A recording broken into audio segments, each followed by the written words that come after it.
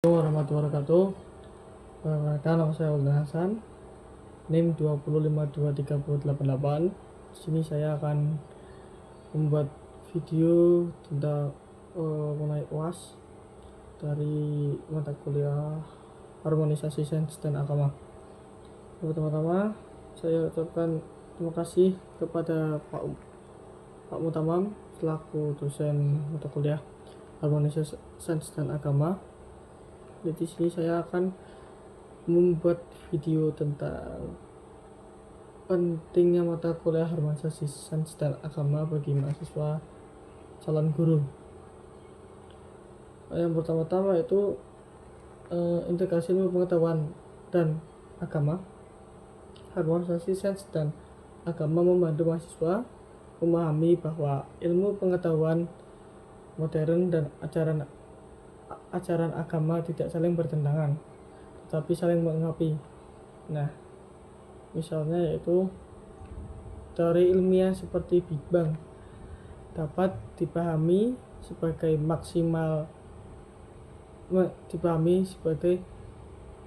mekanisme yang digunakan Tuhan untuk menciptakan alam semesta. Selain calon guru, penting untuk memiliki pandangan ini karena akan berhadapan dengan siswa yang mungkin mempertanyakan hubungan antara antara sains dan keyakinan agama mereka. Dengan mempelajari mata kuliah ini, kalian dapat menjelaskan bahwa keduanya tersebut dapat berjalan berdampingan. Yang kedua yaitu membentuk karakter yang holistik. Mata kuliah ini juga penting untuk membentuk karakter yang tidak hanya cerdas secara intelektual tetapi juga berakhlak mulia. Sebagai calon pendidik, kalian tidak hanya bertugas mengajar bahasa tetapi juga menjadi panutan moral bagi siswa ya. Harmonisasi sains dan agama memberikan pemahaman bahwa etika dan nilai spiritual sangat penting dalam kehidupan modern seorang guru. Nah, yang holistik tidak hanya memberikan ilmu tetapi juga membimbingan siswa menjadi individual yang bertanggung jawab dan berintegritas. Nah, yang ketiga itu menghadapi tantangan globalisasi. Di era globalisasi, banyak informasi dan pandangan yang mungkin membuat siswa bingung atau bahkan meninggalkan nilai-nilai spiritual. Nah, peran guru yang memahami harmonisasi ini dapat menjadi jembatan untuk menjelaskan bahwa modernitas tidak hanya mengorbankan keyakinan agama. Sebagai contoh itu tokoh besar seperti Albert Einstein yang menghormati spiritual meskipun berkecimpung di dalam sains. Dengan demikian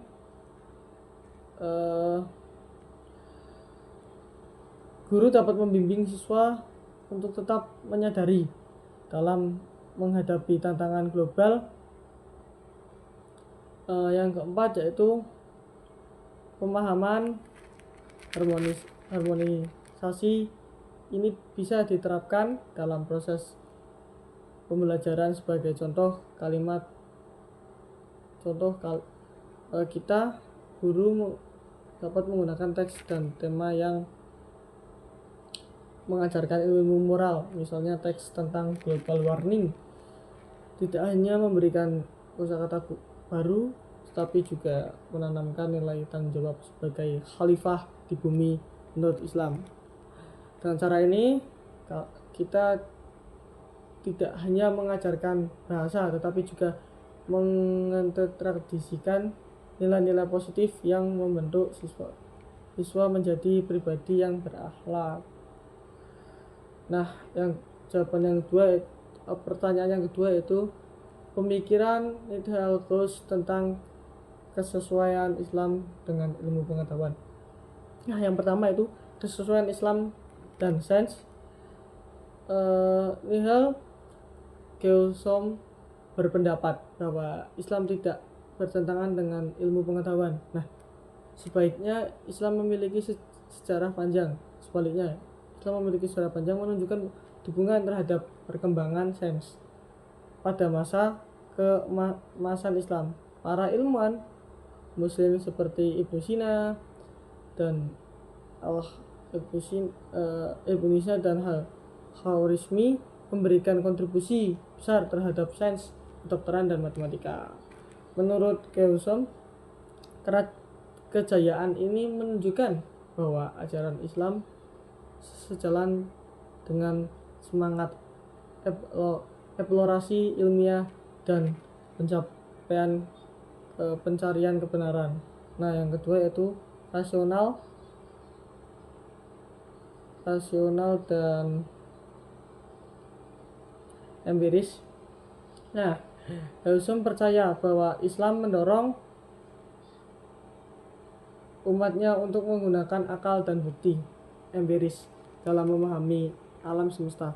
Nah, misal Al-Quran berisi banyak ayat yang mengajak manusia untuk berpikir dan mengajak merenungkan cipta Tuhan, seperti surat Al-Imran ayat 190 yang berbunyi, sesungguhnya pada penciptaan langit dan bumi dan pengganti malam dan siang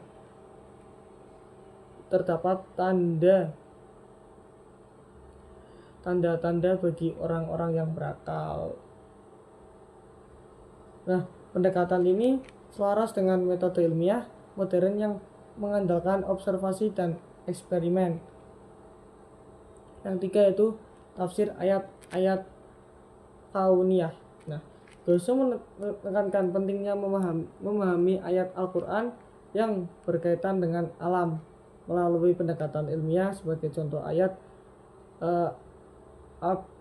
Al-Bayyinah ayat Anbiya, surat Al-Anbiya ayat 30 yang mengatakan, dan kami jadikan dari air segala sesuatu yang hidup, dapat dihubungkan dengan fakta ilmiah bahwa air dalam elemen penting bagi kehidupan. Nah, yang keempat itu kritik terhadap kaum literal. Geosom mengkritik pandangan literal dalam menafsirkan Al-Quran, terutama yang menolak teori ilmiah seperti evaluasi. Ia menegaskan bahwa umat Islam perlu memahami bahwa teori ilmiah tidak selalu bertentangan dengan ajaran Islam jika dipahami dalam konteks yang benar. Nah, sebagai contoh, teori evaluasi dapat diadopsi sebagai proses adaptasi makhluk hidup tanpa menafkahi keyakinan bahwa manusia pertama adalah Nabi Adam. Yang kelima yaitu rekomendasi Geosom. Geosom mendorong umat Islam untuk kembali membangun tradisi ilmiah yang kuat seperti pada masa keemasan Islam. Ia juga mengingatkan ilmu pengetahuan modern dengan nilai-nilai agama. Sebagai contoh, ilmuwan muslim masa kini dapat terlibat di penelitian perubahan iklim. Ada contoh foto bentuk menjelaskan bahwa guru sedang menjelaskan teori ilmiah ada perlindungan yang juga menjadi yang ditulis di papan tulis. Jadi menggambarkan bagaimana sains diajarkan dengan cara yang logis dan sistematis. Nah, di ini ada kutipan dari ayat yang relevan seperti surah An-Nabiyah tadi, ayat 30 yang artinya, dan kami jadikan dari air segala sesuatu yang hidup. Hal ini menunjukkan bahwa ilmu pengetahuan modern dapat dipahami bersama dengan nilai agama. Nah, seperti itulah contoh dari harmonisasi sains agama yang kita ajarkan kepada siswa. Gambar kedua yaitu pengamatan langit malam. Nah, seorang ilmuwan muda sedang mengamati langit dengan teleskop sambil memegang Al-Quran di tangannya. Nah, ini menunjukkan bahwa bagaimana pencarian ilmu pengetahuan bisa berjalan beriringan dengan reaksi spiritual. Nah, ini seperti latar belakangnya masjid, ya kan. Di kejauhan terlihat masjid dengan kubah yang bersinar di bawah bintang-bintang, melambangkan kehadiran agama sebagai bagian dari kehidupan sehari-hari. Bahkan dalam ilmiah lain. Dan yang ketiga itu peralatan ilmiah, seperti di sini ada laptop, terus peta bintang, buku catatan, dan seni geografi Arab, ya kan. Kolaborasi mencerminkan integrasi pengetahuan ilmiah dan nilai-nilai agama. Nah,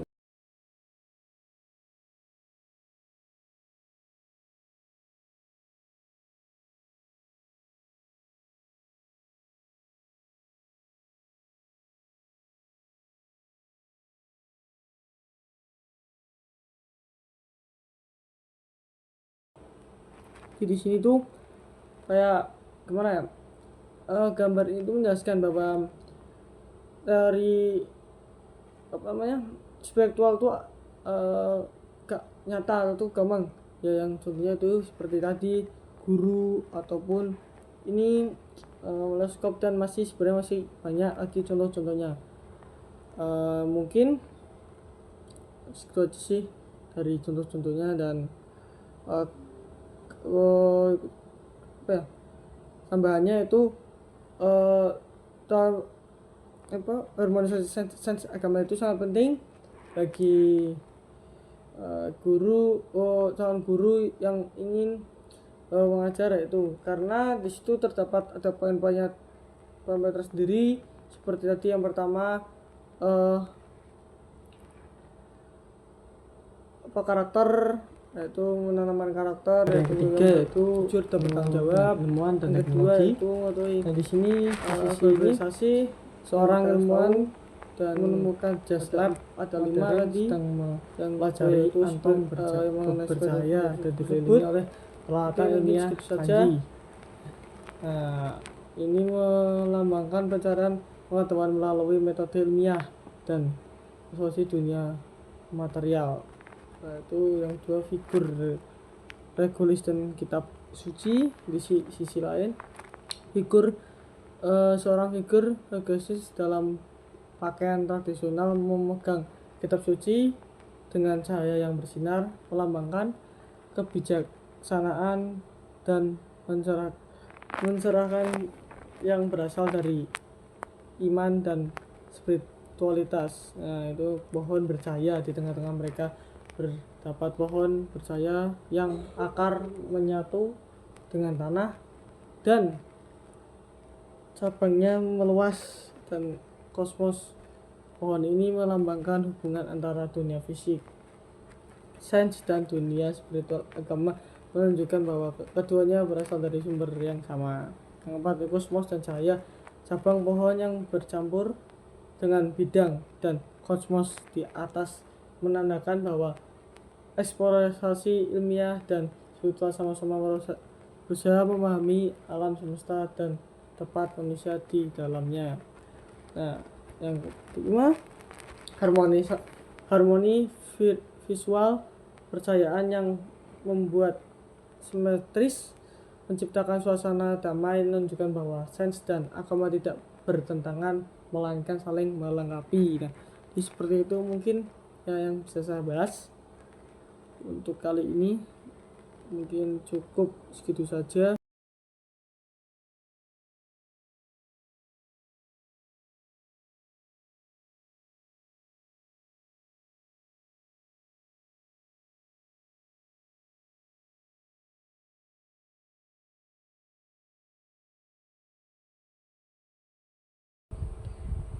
Mungkin sekian dari saya. Kurang lebihnya mohon maaf apabila ada kesalahan. Wassalamualaikum warahmatullahi wabarakatuh.